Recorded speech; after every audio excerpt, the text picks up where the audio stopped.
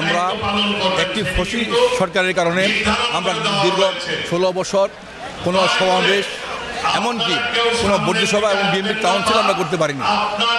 আজকে তারেক রহমানের নেতৃত্বে বাংলাদেশের মানুষ দীর্ঘ 16 বছর এই ফ্যাসিস্ট সরকারের বিরুদ্ধে আন্দোলন সংগ্রাম করছে।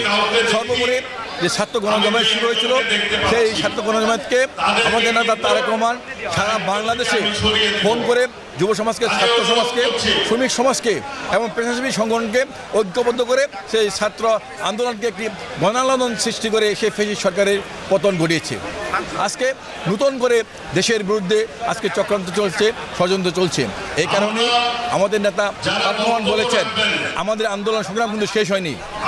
আজকে নতুন করে এই নির্বাচনকে বানচাল করার জন্য, বাংলাদেশের গণতন্ত্রকে নস্যাৎ করার জন্য যে চক্রান্ত করছে, সেই ষড়যন্ত্র করছে, আজকে বর্ধিত সভার মাধ্যমে আমাদের নেতা তারেক রহমান একটি মেসেজ দিবেন, আমরা একটি নির্দেশনা দিবেন। আমরা বাংলাদেশের যুব সমাজ, ছাত্র সমাজকে, শ্রমিক সমাজকে ঐক্যবদ্ধ করে আমাদের পার্টির চেয়ারম্যান যে নির্দেশনা দিবেন, যে মেসেজ দিবেন, আমরা সেটি রাজপথের থেকে আমরা রূপান্তর পালন করব এবং আমরা সকল চক্রান্ত ষড়যন্ত্র আমরা প্রতিহত করে তারেক রহমানকে বাংলাদেশের মাটিতে ফিরে আনবো।